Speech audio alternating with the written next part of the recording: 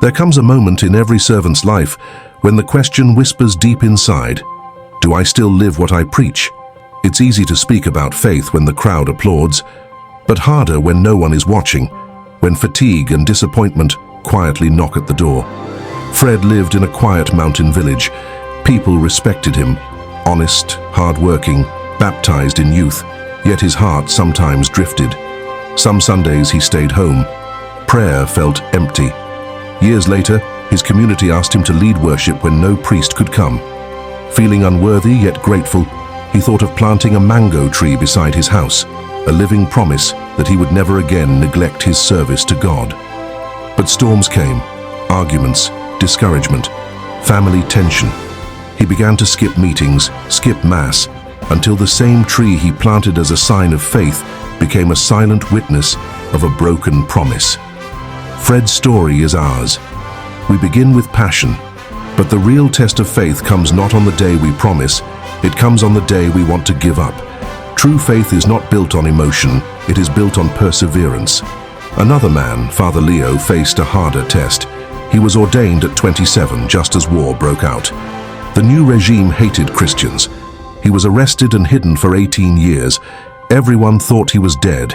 When he finally returned, thin, aged, yet peaceful, the parish begged for another ordination. The bishop refused and said his first yes to God was forever.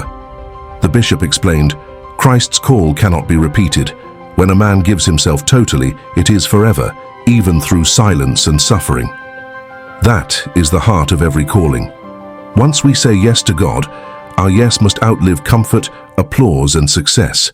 We are bound not by title or position, but by covenant, a promise sealed in love. As St. Paul wrote in Philippians chapter 4, verse 9, whatever you have learned or received or heard from me or seen in me, put it into practice, and the God of peace will be with you. Leadership is not about saying what is right, it is about living it right.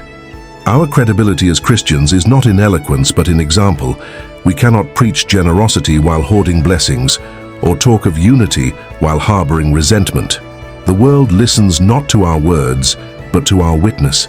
To bind ourselves to God means to walk the talk even when the road cuts our feet. Sometimes, following Christ feels heavy.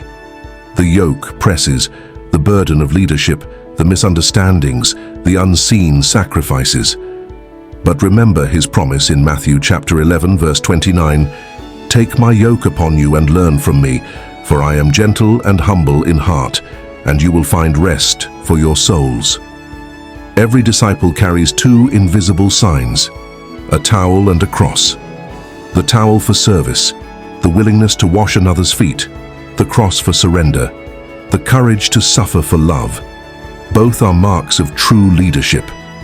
When fatigue whispers, stop serving.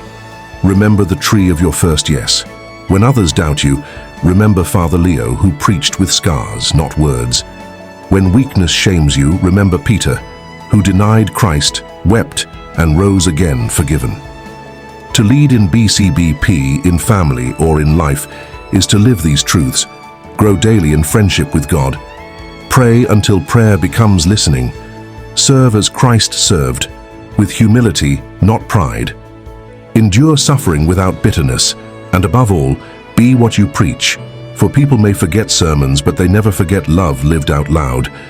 So tonight, wherever you are, tired leader, quiet servant, weary soul, God asks again, will you bind yourself to me? If your answer is yes, whisper it not only with your lips but with your life. Let your integrity speak louder than your voice. Let your love be the homily that changes hearts. And when the day ends and the Lord looks at you, may he say, you were my witness. You did not just speak of me, you became my word.